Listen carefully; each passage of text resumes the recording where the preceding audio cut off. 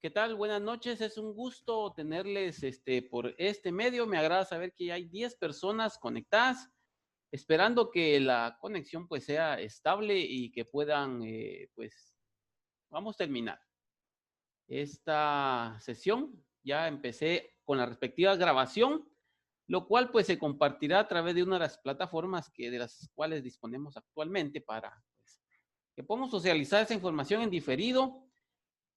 Para las personas que no puedan conectarse, vamos a compartir totalmente la sesión y entonces vamos a dar por iniciado. Ya hay 11, 12 personas ya se están conectando y espero la participación de los demás. No sé si antes de iniciar tengan algunas palabras que quieran expresar, algún saludo para los demás compañeros, compañeras.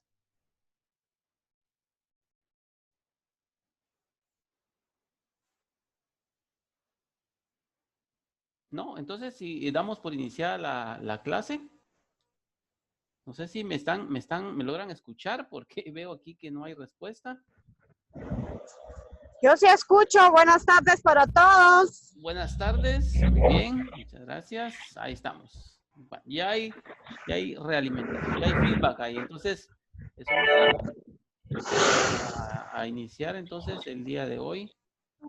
Tenemos para el día de hoy lo que es las funciones del lenguaje, algunas características de la competencia discursiva y el hablante. Vamos a ver cuáles son esos modos de expresarnos a través del discurso. Pero antes, bueno, yo lo voy a hacer mejor después. Voy a iniciar mi tema teórico el día de hoy.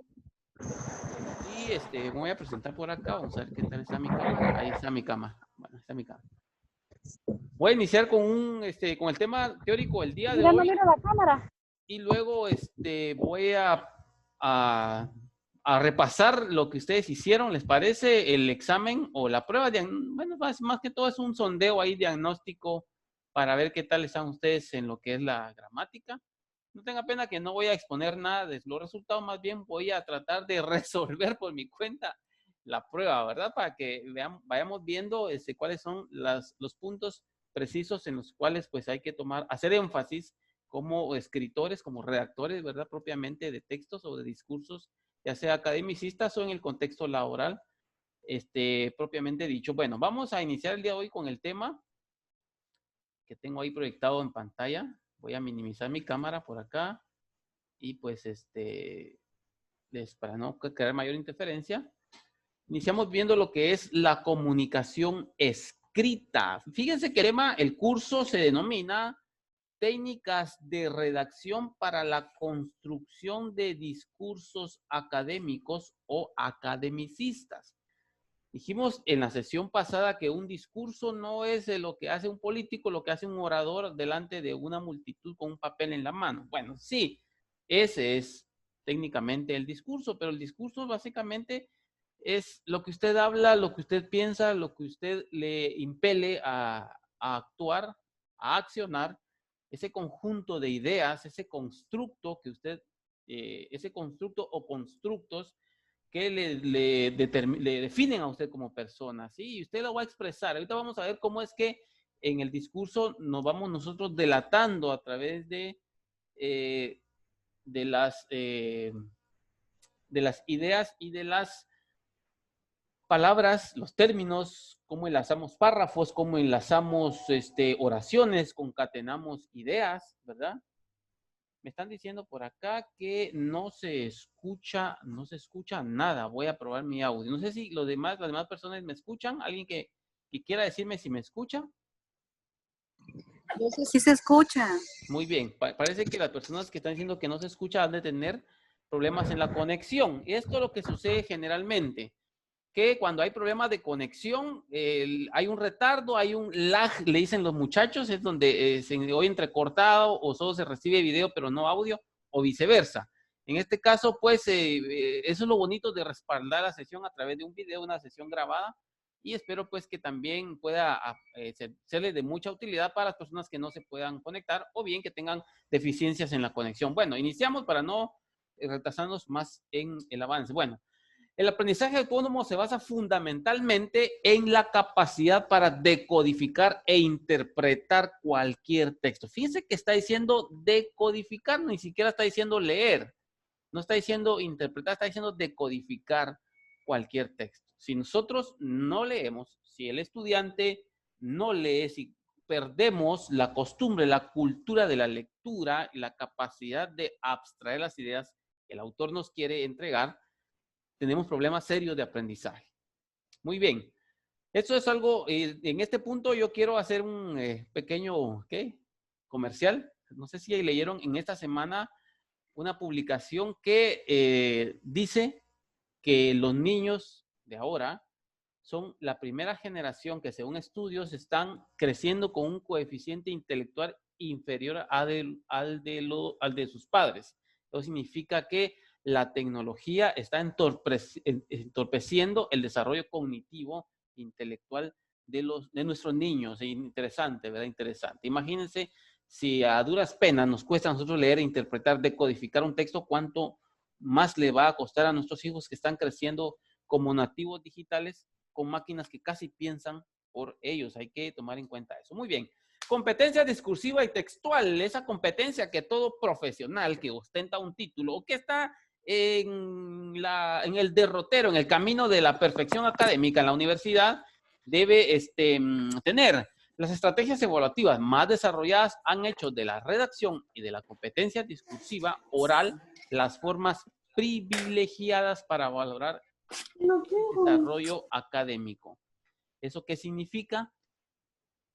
Que quien escribe, la persona que sabe expresarse a través de la palabra escrita, es una persona que tiene alta estima en el mundo académico. ¿Me explico? De esa cuenta es que no es tan fácil escribir y cuanto más no será más escribir un libro, ¿verdad? Y entonces quien escribe un libro, sea el libro que sea, pues es de admirarlo, ¿verdad? Porque en realidad escribir es una competencia muy, muy valorada dentro del mundo académico. Muy bien, vamos a hablar ahora directamente y vamos a ir avanzando. Si tienen alguna duda, me la pueden expresar ahorita. Me pueden interrumpir, no hay ningún problema. Si tienen alguna, no sé, algo que ustedes me quieran comentar, yo también estoy atendiéndoles sus inquietudes aquí ahorita. Miren, quiero decirles que al final de esta reunión voy a dar aspectos de la dinámica del curso, que es lo que sigue ahorita. Agradezco para quienes ya pagaron, para quienes no lo hayan hecho, por favor, mañana es el último día antes de que a mí me jalen las orejitas allá en INTECAP, servicios empresariales. Entonces, solo a manera de nada más de aclaración. Muy bien. Seguimos con códigos y niveles lingüísticos. La comunicación se desarrolla dentro de un idioma y por lo tanto tiene ciertas normas, ciertas pautas que no nos podemos salir de ese marco que regula un idioma muy, muy bien definido, en este caso por la Real Academia Española, como lo es el idioma español, para la redundancia. Vean acá.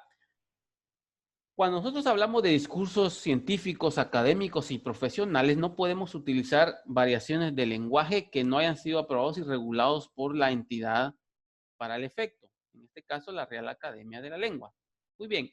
Por ello dice que requiere de elementos sutiles y específicos. Un código, un nivel lingüístico requiere de elementos sutiles específicos para dar a entender, para expresarse en forma adecuada. El lenguaje es de entender esto, que el lenguaje se va adaptando a la edad y al tipo de lector, ¿verdad? Sabemos que no es lo mismo un cuento infantil, no sabemos que es lo mismo un texto para estudiantes de nivel medio como para estudiantes universitarios, y no se diga para personas en el ámbito laboral profesional, ¿verdad? Aparte la jerga, aparte el metalenguaje en el ámbito jurídico, médico, administrativo, pedagógico, etcétera, todas las ramas y disciplinas, tiene su propio metalenguaje o su jerga, ¿verdad? En donde pueden expresarse de una manera más puntual, pues que nosotros tendremos que decirle, hábleme en español, ¿verdad? Muy bien. La intención comunicativa es el aspecto más importante al momento de construir nuestro discurso, ¿verdad? ¿Qué queremos expresar? ¿Qué queremos nosotros dar a entender? ¿Qué queremos que piense nuestro lector? ¿Qué queremos que piense la persona que escucha lo que nosotros escribimos? Muy bien. El discurso científico, por ejemplo, es de un código objetivo, ¿verdad? Sin tomar partida ni juicios de valor. ¿Entendemos esto?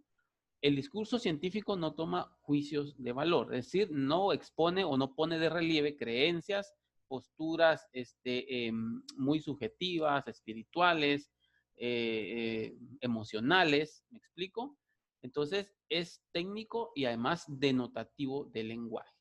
En cuanto al discurso literario, viene siendo como que lo contrario, ¿verdad? El discurso literario es subjetivo, es decir, parte muy dentro de la concepción del autor, parte de lo que el autor quiere moldear a su sabor y antojo y connotar una idea muy bien elaborada y ambientada, ¿verdad? Ese es el discurso literario. Muy bien. Y todo parte pues de esquemas oracionales y eso lo vamos a ver más adelante. ¿Hay alguna duda hasta el momento? ¿Códigos y niveles lingüísticos? ¿No hay ninguna duda? Me agrada saber que tengo 17 personas siguiendo la sesión. Voy a compartirles. Estoy por crear el grupo. No sé si lo voy a hacer en YouTube o en Facebook, pero en alguna de estas dos plataformas he de compartirles el respaldo de la sesión. Por favor, entonces estar atentos y atentas, ¿verdad? Vámonos ahora a lo que es los códigos y los niveles lingüísticos. Vean lo que estamos hablando justamente de esto. Miren, hay dos fragmentos acá. Usted tiene un fragmento a la izquierda y un fragmento a la derecha. ¿Puede decirme alguien cuál de los fragmentos es del discurso científico y cuál de los fragmentos es el discurso literario? Alguien que me diga.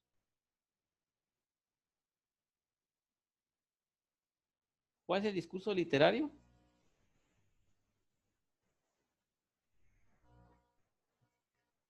Buenas noches, ¿alguien me escucha? El discurso literario. Sí, buenas noches, le saluda Roger Castillo. Mucho gusto, Roger. Fíjese que yo, según leí aquí en la carrerita, considero que el científico es el que está a mano derecha Muy y el bien. literario a mano izquierda. Excelente, ahí estamos. Aparte que hice por acá abajo, ¿verdad? Ustedes. Bueno, el discurso, vamos con el literario. Como soy luna, soy capaz de sentarme en una nube y conversar con las palomas. Puedo hacer con mis manos en el cielo un sendero de estrellas y vestirme de blanco, para que todo el mundo sienta la paz que me sigue a donde voy. Hernández G. 2013, página 11. Discurso de un fragmento para niños de 9 años. Discurso literario, subjetivo. Nadie es luna, nadie puede sentarse encima de las nubes. Es muy subjetivo. Es el sentir, es ese lenguaje sublime del autor y lo que cautiva, lo que nos cautiva cuando niños y nos ponemos a leer y desarrollar la imaginación. Muy bien, vamos con el texto de divulgación científica. Vean qué diferente. Dice, la noción de interdependencia expresa a la vez la influencia de las lógicas de la era de los imperios y la creencia en la inminencia de un planeta en el que las redes técnicas y sociales se conjugarían para tejer un espacio solidario. Texto de divulgación científica. Materlab 2006, página 15. Si nosotros tratamos miren, 9 años, si nosotros leemos este texto a un niño de 9 años, wow, le puede escribir, le puede agregar detalles. Sin embargo, en el texto a la derecha, pues un niño podría decir, bueno, no entendí, no sé qué no sé qué trataron de decirme, pero la verdad no entendí. Y entonces el texto de divulgación científica es muy objetivo, requiere de de ciertos parámetros, de ciertos criterios que detallen lo que nosotros queremos transmitir, ¿verdad? Muy objetivo, imparcial. La legibilidad del discurso. Fíjense que cuando hablamos nosotros de legibilidad del discurso, no estamos hablando de lo que hacemos a mano y no se lee bien lo que trata de una receta, por ejemplo. Esa receta no es legible, decimos, ¿verdad? Entonces, la legibilidad del discurso es más que eso. Según Casani, 1993, de hecho tengo los libros de Casani en formato digital, voy a hacer una mi biblioteca de redacción y se las voy a compartir para que usted pueda descargar el libro que bien le parezca, lo pueda revisar y pues lo pueda descargar. Dicho sea esto, dice Casani, la legibilidad es la facilidad con la que se puede leer, comprender y memorizar un escrito. Fíjense que no es nada más que mi letra esté bien hecha. Bueno, en el caso de las computadoras sabemos que en los procesadores de texto sabemos que hay una diversidad de fuentes con las cuales nosotros podemos armar nuestro discurso, nos sirve como un referente para trasladar o materializar nuestras ideas. Sin embargo, dice, un texto legible requiere de coherencia y organización y lógica, ¿verdad? Coherencia es la conexión, ¿verdad? Cuando nosotros conectamos algo, eso es la coherencia. La organización, es decir, el orden de las palabras, donde nosotros superponemos una palabra a otra, qué significado, qué contexto nos va a arrojar esa palabra. Y en cuanto a la lógica es lo correcto. La lógica es el pensamiento correcto. Es decir, que lo que vayamos escribiendo, que lo que vayamos redactando tenga sentido. La concatenación también de oraciones para formar párrafos y estos a su vez forman el discurso. Fíjense que partimos de oraciones, frases, partimos de términos, de palabras, de ideas, de pequeños conceptos que forman una oración. Estas, a su vez, tejidas y tejidas, forman párrafos y los párrafos tejidos uno tras de otro forman el discurso. El discurso, les repito, no es lo que usted le va a vender al pueblo para ganar votos, no es lo que le vamos a vender a un grupo de estudiantes para que nos compren libros o para promocionar un producto.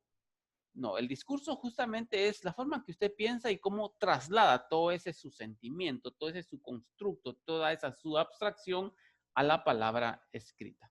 Y aquí tenemos algunos pequeños aspectos que tienen que ver con el discurso.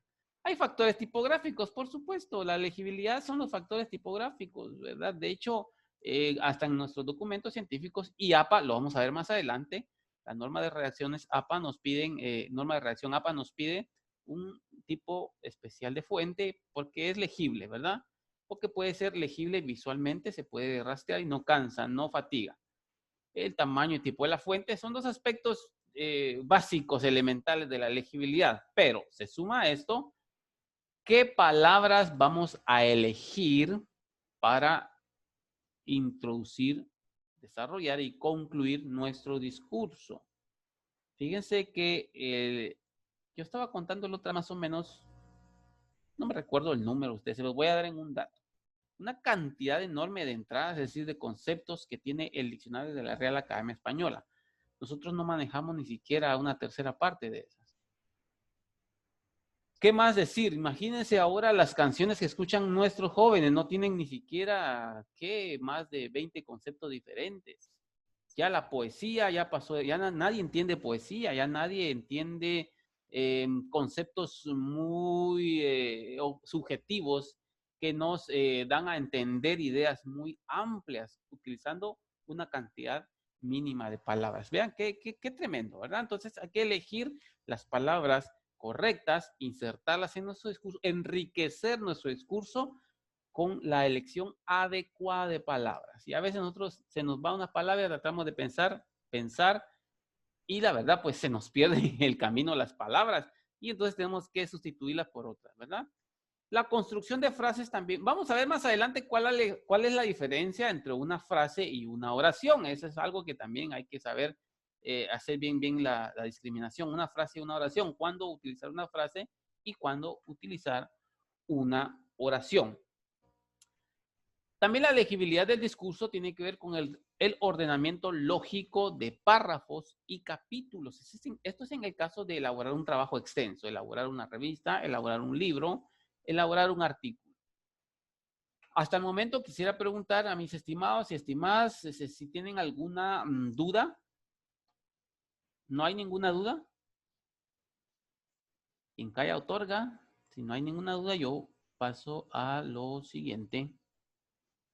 Ya voy terminando. Bueno, vamos a ver las funciones del lenguaje. Tengo aquí 3 funciones del lenguaje. Hay más, pero estas son las básicas, son las elementales.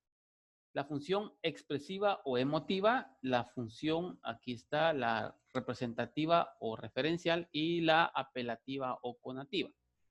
La emotiva, sentimientos, el ánimo, las opiniones, es muy subjetivo. Es decir, lo que está muy dentro, lo que tiene la punta de la lengua del autor. Por ejemplo, no me gusta la cuarentena. Quiero comer una hamburguesa. Está el emisor y aquí está, vamos a ver, en el caso de la representativa, el referente, informa el modo objetivo sobre aspectos de la realidad. Y cuando hablo de la construcción del discurso, mis estimados y mis estimadas, estoy hablando a una función del lenguaje representativa. La función representativa, ¿por qué razón? Nos va a transmitir aspectos sobre la realidad circundante. Por ejemplo, el estado de emergencia durará 15 días. Los colegios están dando clases virtuales. ¿Ven la diferencia? Aquí es muy subjetivo, aquí es más objetivo. Bueno, la apelativa o la función conativa del lenguaje busca lograr una respuesta o actitud del receptor. Por ejemplo, Kevin, no salgas de casa. Lávate las manos con agua y jabón. Eso lo vemos nosotros en cualquier lado actualmente con esta situación que estamos viviendo. Bueno, son 3 funciones del lenguaje. Nosotros vamos a utilizar en el discurso academicista la representativa o referencial. Vamos a establecer un nexo con nuestra realidad. Vamos a describir la realidad. Vamos a emitir un juicio, no un juicio de valor, sino que un juicio basado en criterios científicos sobre esa realidad. Muy bien, nos vamos ahora al hablante y ya con esta parte yo termino mi primera sesión y reviso las pruebas, a ver qué tal está la prueba. Vamos a ir un poco más rápido porque 40 minutos nos da la sesión y algunos dicen, bueno, fíjense que yo tengo compromisos y yo quisiera saber de cuánto tiempo la sesión. Yo les dije por ahí 40 minutos. En todo texto escrito queda plasmada la personalidad del autor. Ahí sí que nos vamos a echar color. Miren, cuando, no sé si ustedes han revisado tesis, han leído a uno o a 2 autores, han comparado autores, y ahí se echan color bien, como decimos comúnmente, ahí vamos a hacerlo entre comillas.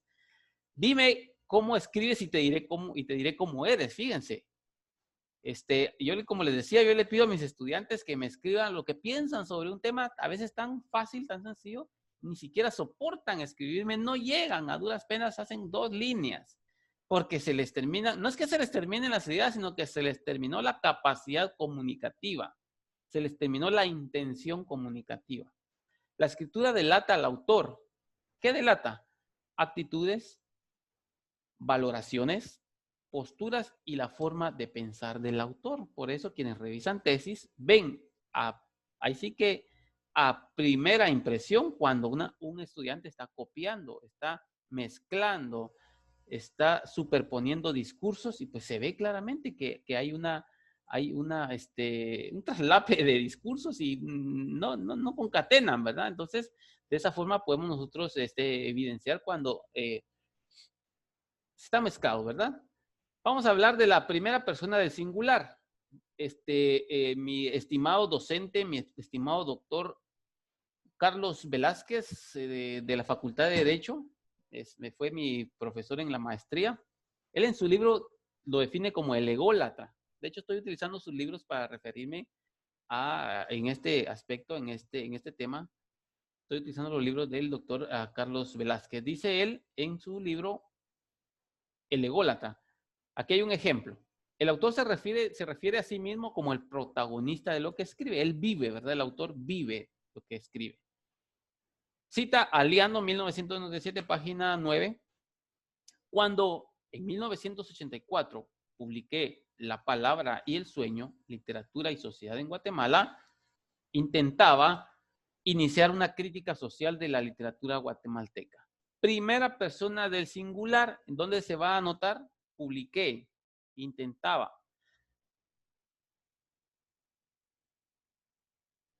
Fui, hice, escribí, ¿verdad?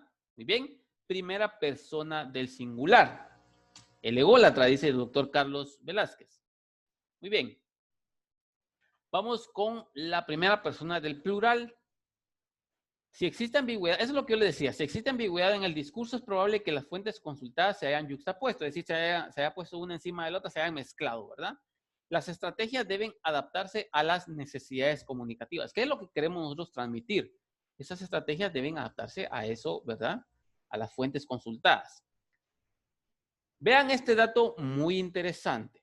Para el buen lector es importante seguir las marcas textuales que permitan, estoy leyendo por acá, comprender la personalidad del autor. Fíjense muy bien. Cuando alguien es ávido lector, cuando alguien es un lector muy asiduo, una persona que le gusta escudriñar entre el texto la forma en que piensa el autor, va a seguir ciertas marcas, va a seguir ciertos patrones, algunos conceptos muy usados por el autor y va a decir, wow, este autor piensa de esta forma o tiene una forma de pensar muy amplia, ¿verdad? Y entonces ahí se va a delatar, como decían anteriormente. Vamos con la primera persona del plural, el camarada, dice el doctor Carlos Velázquez. Un texto escrito por varios autores, por ejemplo, trabajos grupales, investigaciones colectivas, seminarios, entre otros. Vean por acá, dice, nos gustaría mucho que este libro fuera uno de esos círculos. Al terminarlo, los autores hemos decidido destinar la mitad de nuestros beneficios a entidades que desarrollan proyectos educativos y sociales. Bautista, Borges y Forés, 2006, página 9.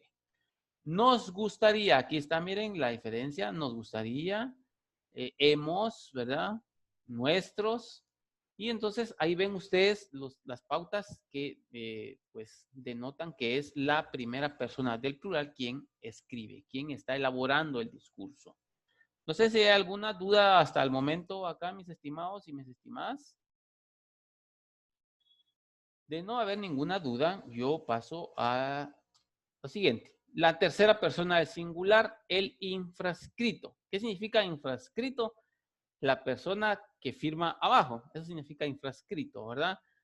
Como lo denomina el doctor Carlos Velázquez en su libro, déjenme ver el título del libro, Lectura y Reacción, así se llama el libro. Ese estoy usando de guía. Se refiere a alguien que escribió, el autor también se define a sí mismo como si fuera la tercera persona, y aquí tenemos un ejemplo. El autor de estas páginas es un joven acomplejado, confuso, lleno de ideas volátiles y cambiantes, que se dedica a hacer listas interminables de los defectos que encuentra en sí mismo y que se autoimpone una y otra vez a severísimas normas de conducta. Ibáñez, 2003. Bien, el autor está refiriéndose a otra persona, esto lo vemos en los prólogos, en algún review de algún libro, lo vemos en algunas conclusiones, en algún artículo refiriendo al autor, etcétera, ¿verdad? Esa es la tercera persona del singular. Es decir, la persona que está detallando, está siendo muy puntual respecto al autor de otro texto o al autor del texto. Muy bien. Vámonos al impersonal. Este es el ¿por qué? Por excelencia, el hablante del discurso científico academicista.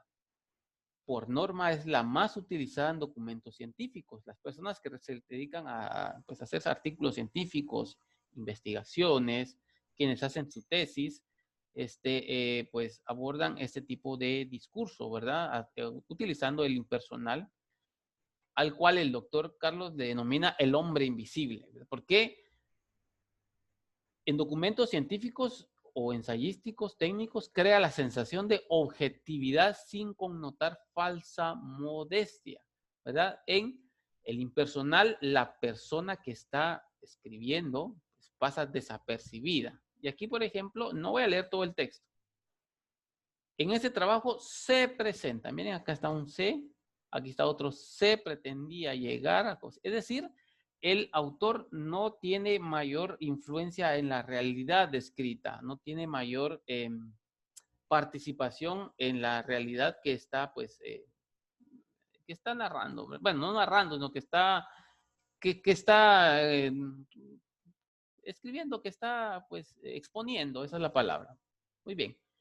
Eso es en cuanto al hombre invisible, el hablante por excelencia de los discursos científicos, ¿verdad? De los trabajos académicos, de los trabajos universitarios, de los informes en su trabajo, los informes laborales. Usted debería desajenarse de la realidad y pues, escribir en este sentido. Cuando hacemos un informe, por ejemplo, socioeconómico, es importante que se escriba en el impersonal. Cuando nosotros hacemos un tipo de informe, un tipo de dictamen, es necesario que se escriba en el impersonal, sin que esto pues tenga mayor connotación subjetiva de lo que se está escribiendo o que sugiera al lector que el autor del texto pues tuvo participación en lo que se relata. Muy bien, no sé si hay alguna duda. Tengo 8 minutos aún de la sesión. No sé si hay alguna duda o pregunto. Tengo a Ana Luisa, Augusto, Velvet, Cira, Eligia, Irma, Julia, Lucrecia, Marcia, Sara, Sonia Ishkoy, Stephanie Leiva, Cintia Johanna. No sé si hay alguna duda, mis estimadas, mis estimados.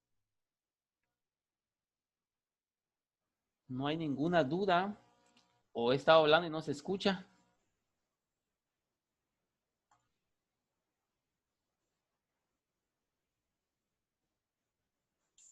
Sí, buenas noches. Buenas noches. Sí, a mí me gustaría que pudiera ampliar un poquito más sobre el impersonal, por favor, en los informes. Muy bien, excelente. Como le decíamos, el impersonal. Algunos estudiantes, bueno, cuando nosotros somos estudiantes, ¿verdad? Y realizamos un informe, decimos, bueno, encontramos que la situación de la comunidad X, pues, tiene deterioros en su infraestructura, según vimos, ¿verdad? Entonces decimos, encontramos, estamos hablando de la primera persona del singular, ¿verdad? No, perdón, de la primera persona del plural. Acá, como ustedes ven en pantalla, no sé si estoy compartiendo la pantalla, no, creo que no estoy compartiendo la pantalla. Encontramos, decimos nosotros, ¿verdad? Pero no es así, se encontró, ¿verdad? O sea, nos estamos desentendiendo de esa realidad a la que se está investigando. Es importante que cambiemos esas, mira, aquí por ejemplo tenemos nos, todo lo que termina en nos, vimos, hicimos, en mi parecer, en mi opinión, esos son juicios muy subjetivos. Entonces, en el hablante impersonal, por favor, eliminar todo lo que tenga que ver con la primera, la segunda. Por eso nos dicen hablar en tercera persona. La primera persona soy yo, ¿verdad? Valga la redundancia. La segunda persona somos nosotros. Y la tercera persona, pues, es aquella persona que son ellos, ¿verdad? ¿Me explico? Son quienes están en aquella realidad que se escribe, aquella realidad de la cual se habla, de aquella realidad de la cual se tiene un criterio. Ese es el impersonal. Entonces, eliminar todos los nos, nosotros, hemos visto, se hicimos, en mi opinión, nuestra opinión, según tenemos, gozamos, ¿verdad? Todo lo que tenga que ver conmigo, con nosotros, con mi opinión, con mi juicio personal, eso en el impersonal es inadmisible, es decir, no lo vamos a tomar en cuenta para redactar nuestros discursos. Y fíjense que cuando nosotros redactamos un discurso en impersonal, estamos de alguna forma entrando en el inconsciente, subconsciente, creo que es de nuestros lectores, porque nos estamos haciendo ajenos a esa realidad. ¿Estamos? Porque si yo empiezo a opinar desde mi propia perspectiva, estoy ya a un paso de emitir juicios de valor, es decir, de calificar que algo es bueno o algo es mal, ¿verdad? Entonces, el discurso en el hablante impersonal debe ser puramente objetivo, imparcial o, como bien dicen, neutro, ¿verdad? Muy bien. No sé si hay alguna otra intervención, mis estimadas y mis estimados. ¿Alguien que quiera comentar algo? Yo pues también estoy abierto. De hecho, esta sesión es para que podamos compartir. Yo, como le digo, yo puedo aprender de ustedes y de repente se me fue un dato que sería bueno abordarlo y no, pues no lo tomé en cuenta. Me gustaría que ustedes también lo abordaran, ¿verdad? Me lo compartieran, no hay ningún problema. Estoy tratando ahorita de revisar, aquí está la prueba diagnóstica. Voy a iniciar sesión acá. Vamos a ver.